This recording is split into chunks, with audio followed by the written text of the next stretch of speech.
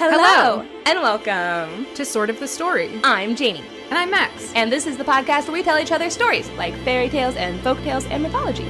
And also, you are here. I've never given much thought to how I would die. But dying in the place of someone I love seems like a good way to go. Packing up my bags to make the move to Washington. I'll take this tiny cactus and love it like my only friend. Kiss my mom goodbye out of sunlight and into the rain. Ugh, it's so wet. Now I'm back in Forks, where everyone knows everyone and Charlie doesn't hover, which is fine. I like to be alone. Well, okay. I'm a new kid at my high school. Making friends is always a pain. Sigh. I'm 16, going on 61, 'cause my mother treated me like I was grown. Now I feel like martyring myself's the only way to be.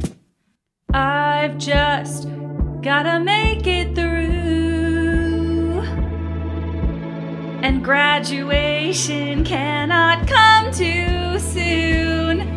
Wait, I'm a junior. Shit! All the pointed questions washing over me like a flash flood. It feels like my new classmates are already out for my blood. Stop taking my picture, even bathroom mirrors freak me out. Did that girl not have a reflection? Weird. If anyone could read my thoughts, they'd know my stomach's in garlic knots. Yum! This day's going down like a stake through the heart.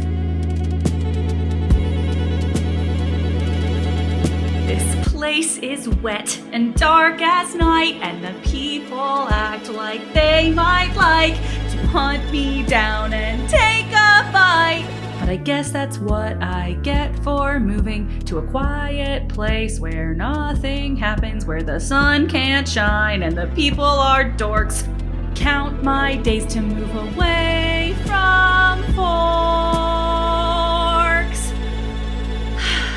Once upon a time, there was a girl named Isabella Swan. Her whole life, she lived with her mom, Renee. But after her mother got remarried, Bella began to feel like she was holding her mother back from a wild life of traveling with her husband's minor league baseball team. So she made the difficult decision to move in with her father, Charlie, in a place called Forks, Washington. Forks is a quiet town under a near constant cover of clouds and rain. The population is 3,120 people, much smaller than the sunny city of Phoenix, Arizona, where Bella is from. Bella is trying to stay positive. Her father, Charlie, hasn't seen her in years, and he is so excited to have her stay with him that he hasn't touched her room in years, except to buy her a new purple bedspread. He even made her his favorite dinner, steak and pie. But in spite of all Charlie's efforts, Bella can't help but feel out of place. Bella is slim and delicate. She has wide, chocolate brown eyes, long, thick auburn hair that has the slightest natural curl at the ends. Her skin is pale, almost translucent, and when she speaks, it's with thoughtful, soft words that hint at an unmatched wit and intelligence. But she's clumsy. Oh, God, she's so clumsy. Sometimes she slips on ice. Ugh. She sighs, knowing that everyone is going to hate her for how awkward and terrible she is. Ugh, so awkward and terrible. Mm-hmm. When she goes to her new high school, she's immediately a big fish in a small pond. No one new ever moves to Forks, so all the students immediately fight to be her friend. They want her to sit next to them in class, join their table for lunch, give opinions on what articles they should write for the school paper. They even ask her about Arizona and want to know more about her as a person. It's also intrusive and weird. Bella sighs, knowing that they only see her as a freak in a sideshow. At lunch, though, she finally sees something that interests her. A group of beautiful teenagers walk in, paired up, and sit at a table by themselves. One of her new friends, a bitch named Jessica, sees her looking and tells her all about them. The first two, Jessica explains, are Alice and Jasper. Alice is petite and full of energy with a bright, curious face, spiky dark hair, and adventurous taste in accessories. She bounces into the cafeteria and takes the first seat at the large table that has clearly been left empty for the Cullens. Jasper is a tall man with a mop of sandy brown hair and a face that betrays a deep sadness. He moves stiffly, uncomfortably, and wears an expression that would indicate that he has a rock in his shoe at all times somehow. Though she doesn't know why, Bella finds herself wondering if he has any antiquated beliefs about states' rights or minorities. Following behind Jasper and Alice are Emmett and Rosalie. Rosalie shares Jasper's rock in shoe expression, although her face seems to indicate that someone has put the rock in her shoe intentionally, and she's actively plotting their downfall. She has long, wavy, honey blonde hair, perfect makeup, and a stern countenance. Emmett is also tall and blonde, but additionally is built like a shit brick house. Bella wonders if Forks High School has a football team. A slight, mischievous smile plays around the corners of his mouth as he looks out over the full cafeteria. Rosalie is holding one of his arms possessively. A sack of approximately 15 hard-boiled eggs dangles from the other. The last to enter is Edward. Bella's breath stops in her throat. He is medium-high, medium build, with medium brown hair styled in a very normal way. His expression is no expression. His clothes are regular. Jessica explains that it is fine that the Cullens are clearly all dating each other because they are actually all adopted. Rosalie and Jasper are siblings, and all the rest are unrelated. They were all adopted by a rich, mysterious doctor, Carlisle Cullen, who lives just outside of town in the mountains with his harem of adoptees and beautiful wife, Esme.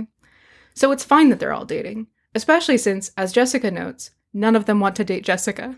Seeing how Bella is staring at Edward, Jessica scoffs and tells her not to even bother. None of the girls at the school are good enough for Mr. Perfect. Not that Jessica cares. After lunch, Bella goes to biology class. She steps in the door and sees the only empty seat and starts to walk in. As she gets closer, she sees that the empty seat is next to none other than Edward Cullen. Then she sees that he is looking at her with an expression of disgust and horror, as though he is about to throw up and then run away. Nonetheless, she takes the seat next to him while he pinches his nose and makes unsubtle PU sounds. They engage in some strangled small talk over frog organs.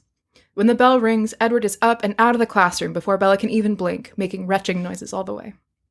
She wonders if she has forgotten to put on deodorant, but after several not casual shoulder stretches, she determines that she smells fine.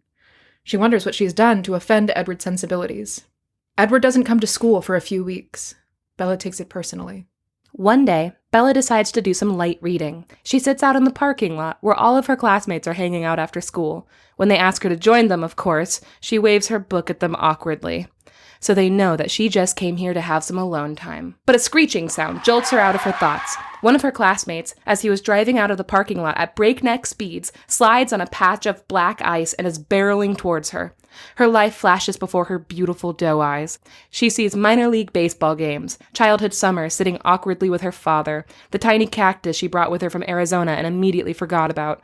As the truck closes in on her, she closes her eyes, surely about to be smushed. But when she opens them again, the truck has not touched her. Instead, she finds herself face to face with Edward Cullen. She realizes in shock and horror that he has stopped the truck from hitting her with his bare hand. The entire side of the truck is dented and damaged, but they are safe, and so close that she can see the gold flecks in his irises. Students scream and rush to her side to see if she is okay. Edward takes the opportunity to jump cleanly over the wreckage and bound away, faster than anyone should be able to run.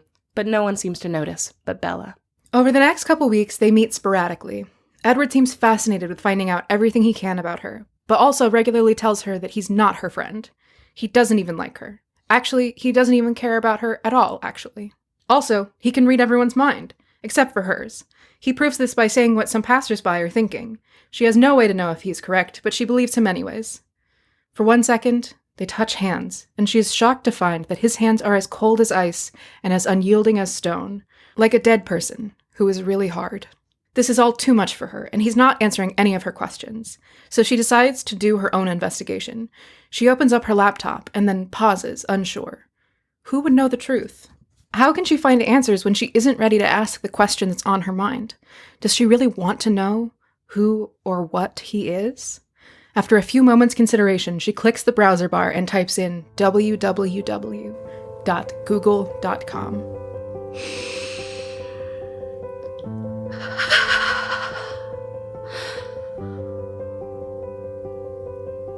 His skin is pale and cold as ice.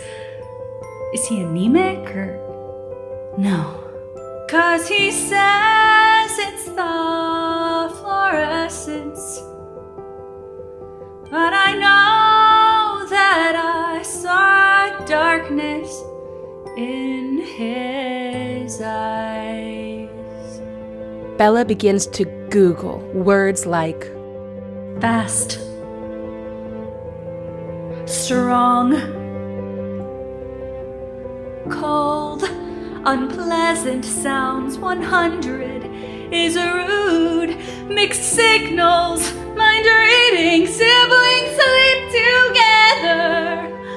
At one point, she hits the I'm feeling lucky feature and ends up on DeviantArt. What does it mean? I'm starting to see that he doesn't eat unless he wants to feast on me. She tells Edward she has to talk to him. She wants to hear it from his own mouth. I know what you are. Say it. Out loud. Vampire.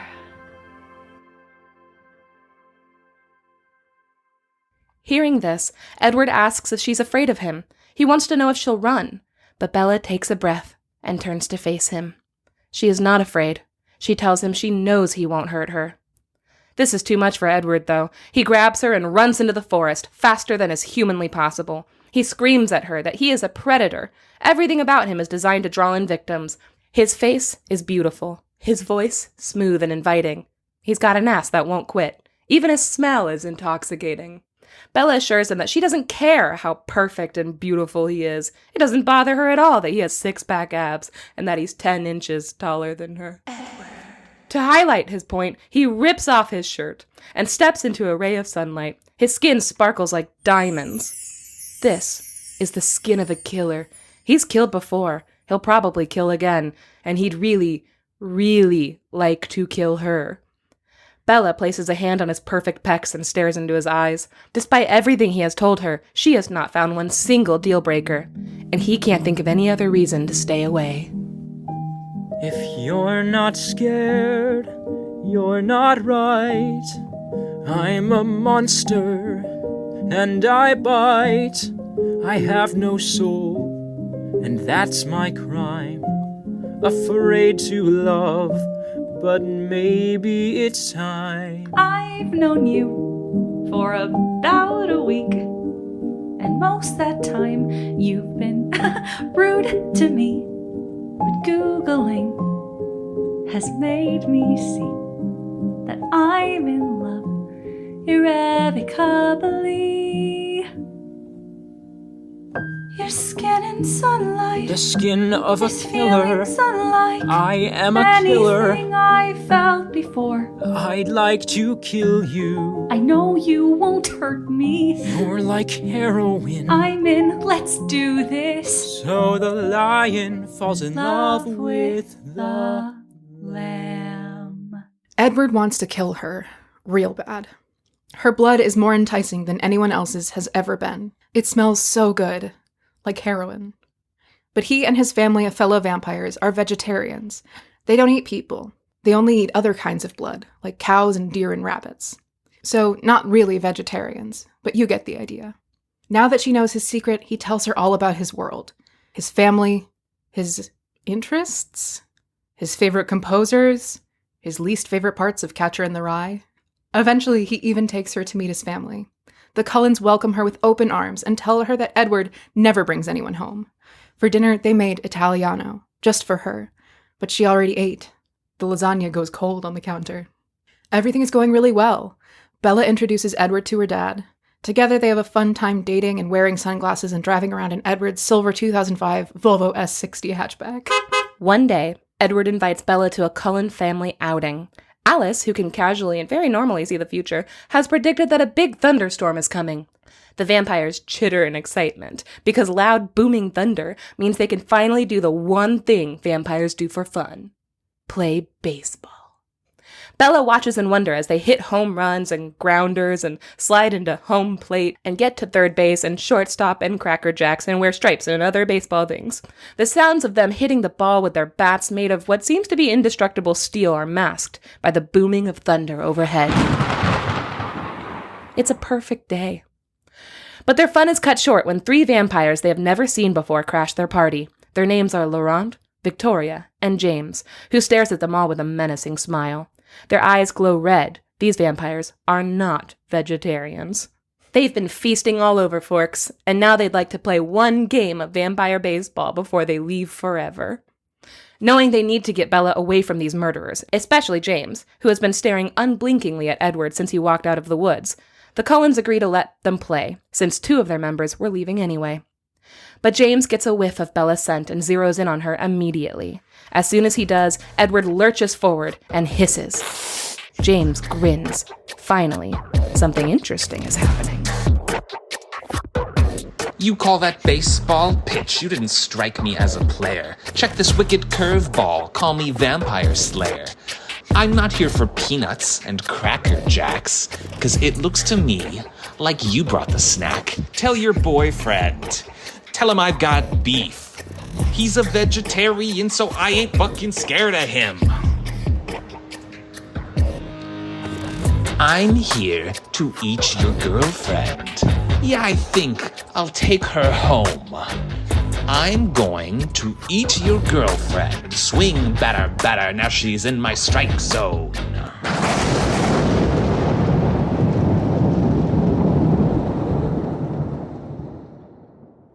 The Cullen clan tells James that he can't eat Bella. She is theirs, and they are saving her for later. James immediately sees this as a challenge.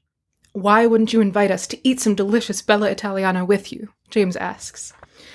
Edward scoops Bella up and runs super fast to her house, where he tells her to start packing.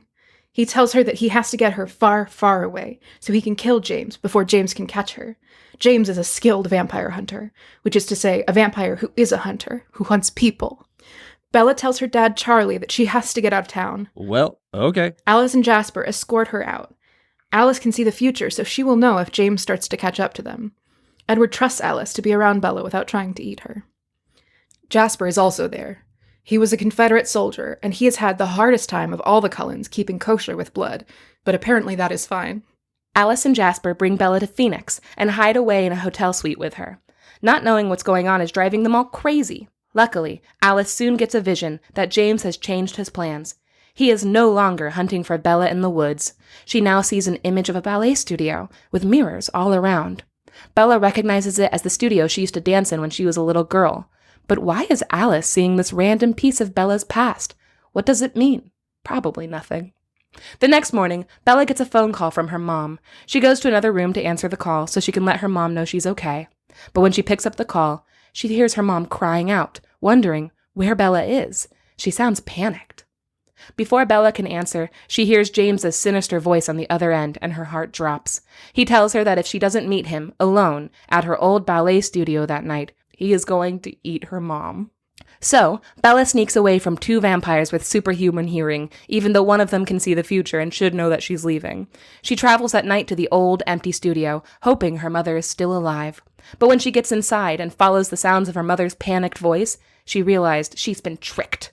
A home video is playing on a little TV. The voice she was hearing was a video of her mother from the 90s, searching for her daughter and filming it for some reason. When she turns around, she finds herself face to face with James, who's holding a video camera in her face. This is bad. And action. This is gonna break poor Edward's little heart. I'm a spider spinning webs, and you fell directly into them. Where's my mom? It turns out that I lied, and here you are. Surprise, surprise. Hope you don't mind if I record. Wouldn't want our man to miss a beat. Leave him out of this. It's me you want. Oh, you think this is about you? Girl, shit. You think that you're the hot one? Forks girl in a drawer of knives? But when I came to the baseball game, it wasn't you who made me feel alive. I'm going to make him ache for me. He'll hunt me down till the end of days. I don't understand. Why are you doing this? Let me tell you about the one I crave. You mean so little to me. I'm embarrassed for your sake. Now I'm gonna steal your boyfriend. I think it's time you take a break. So yeah, I'm gonna kill you just to lure him to my side. I'm gonna steal your boyfriend. Step 1 is to take a bite. Suddenly, Bella hears the doors to the ballet studio crash open. She sees the barest glimpse of the Cullen clan entering, and then with superhuman speed, they are all over James. They rip him limb from limb. Vampire bits are flying everywhere. It sounds like cracking concrete and twisting metal. The Cullens, usually very polite and careful, are just absolutely shredding this motherfucker. Alice is cackling with glee and lighting all the vampire crumbs on fire. Emmett is pulverizing what remains of James's face into sand with one meaty paw. Rosalie is kicking his vampire penis so hard. Jasper is hitting James's torso with James's severed arm. Esme is giving him a killer wedgie. Edward and Carlisle try to help Bella, but it's too late. James's venom is coursing through her veins. She feels her blood boiling with the poison. Carlisle tells Edward that he has to suck the venom out of her bloodstream. If he doesn't help her, she'll turn into a vampire and lose her soul. But if he does try, he may not be able to stop himself from drinking all of her blood until she's dead. Edward says, "But what if I can't stop?" And Carlisle says, "But you have to." And that settles that. Seeing that she is in massive amounts of pain, Edward promises to try to help her. Edward bites Bella and starts to suck her blood. He sucks and sucks and sucks until all of the venom is out of her. But once you pop, you just can't stop. And so too, Edward finds that he just can't stop drinking her delicious blood. He continues to suck. With Bella's life hanging in the balance, Carlisle urges Edward to remember who he is. I never know when you'll be coming from behind. I know. I thought I had been the one. I would be the lion, and you would be the lamb. Coming from a blaze, I know. You don't even know who I am. I am the skin of a killer, and you want to see what it is.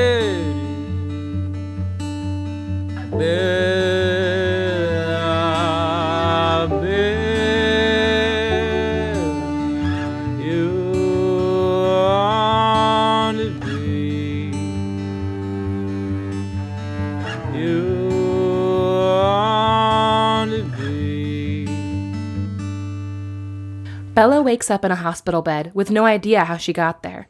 She sighs in relief when she realizes her mother is sitting on the edge of her bed, smiling and alive. Edward is on a couch nearby, pretending to be asleep. Bella asks her what happened, unsure of how Edward explained this whole wild and crazy adventure away. When you fell, you broke your leg and you lost a lot of blood. You tripped and fell down 2 flights of stairs. You went through a window. Yeah, sounds like me. Oh, and honey, I'm not even done yet.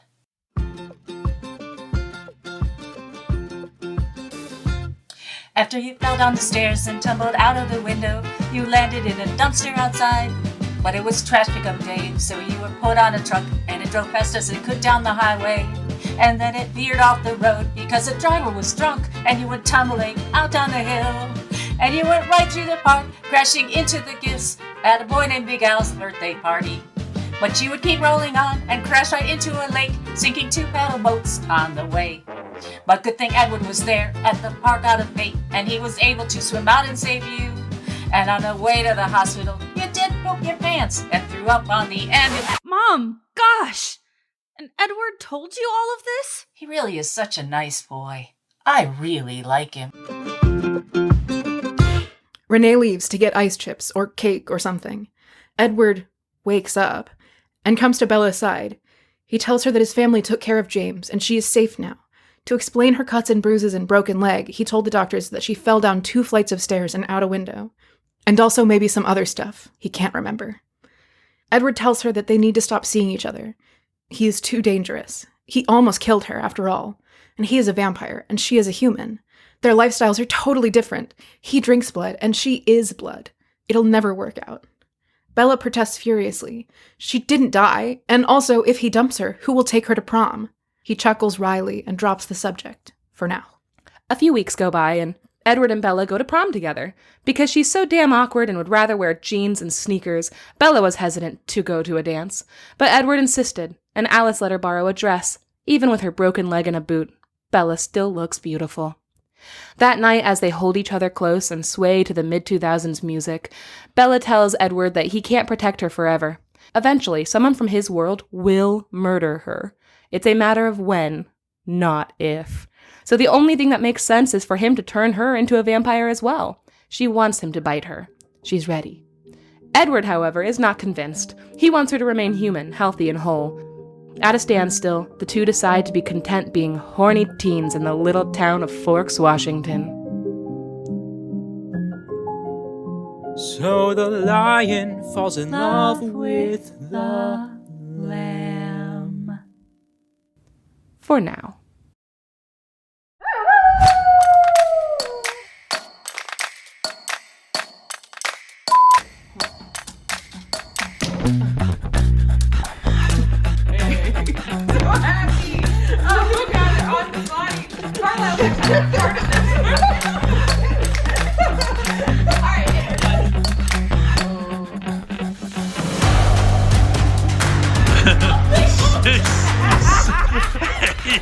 Oh,